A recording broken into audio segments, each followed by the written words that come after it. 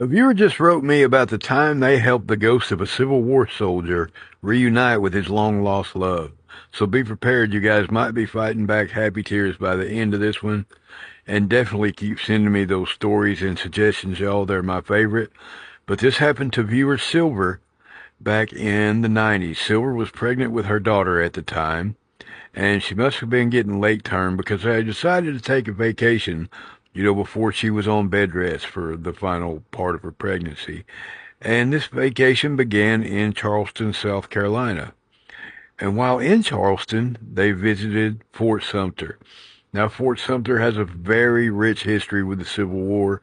It was originally occupied by the Union, and then the Confederacy took it over and held it for the majority of the war. Well, as they were exploring Fort Sumter, see, Silver has been with us in another story, and we already know that she's a sensitive, that she can sense spirits. But what she didn't tell us is that sometimes she can also see spirits. They appear to her. And this was one of those occasions. And the dashing corporal, he was a Confederate corporal, but he was a young, dashing soldier, and he got her attention. He was very frantically trying to get her attention. And Silver took the opportunity when her husband wanted to go check out the embattlements. She kind of hung around on the first level so that she could talk to the spirits. And let's just say her heart melted as this soldier told his story. He had not been married long, and his young bride was with child when he got called away to service. He got called away to serve at Fort Sumter, and he was a casualty there. He did not make the end of that battle. And all he wanted was to go home. All he wanted was to be reunited with his young bride who was with child. And ghosts do not cross open water. Now, Silver tried to explain to him that, the plantation was probably long gone, that times have changed. But he mentioned to her that it was Boone Hall Plantation. And lo and behold, that plantation is still standing, even to this day. It was standing in the 90s and it's still standing today. There's still tours there. Well, as he talked to her, like I said, her heart just melted. All he wanted was to be reunited with his bride, and he begged her to attach himself to her.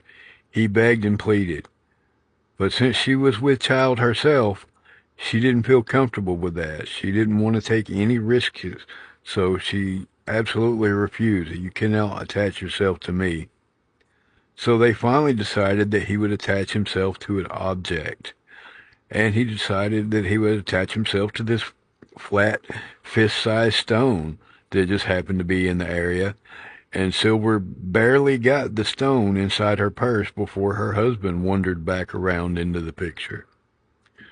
Well, fortunately enough, also for Silver, there was a brochure for that very plantation at Fort Sumter. In like the visitor's office, they have pamphlets and stuff there. So she found a brochure for the plantation there. She also stuck that in her purse. And that's when she casually put it in her husband's ear that they should visit that plantation. Well, they arrive at the plantation, and guess what? They got stopped at the gate because they're filming a movie there. Well, they're not allowed to go any further than the gate. So Silver takes a chance. She risks it, and they step out of the car at the gate just to get it, basically act like they're getting a look at the property. And she takes a chance and throws the stone down on the property. And no sooner than she does, she sees this dashing young soldier take off running and yelling his bride's name.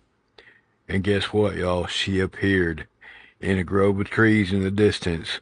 She saw the young bride appeared, so she must have not lived much longer herself, either maybe died in childbirth or not much longer because she was very young and beautiful herself. But she saw them embrace, and then the bride looked at Silver and nodded at her, which would have been how the genteel ladies of the time behaved. And then they disappeared into a flash. So I really wanted to get this story to you guys last night, y'all. It's a great story. I hope you guys enjoyed it. Thank you, Silver, for sharing this with us. But I was just stretched too thin yesterday and I passed out right after supper. But that's been Jay's Haunted Appalachia for tonight. I hope you enjoyed the story. Keep sending me those stories and suggestions, guys. And keep like, share, follow, repost, all of that. I'm trying to grow the channel. Keep Appalachia haunted, y'all.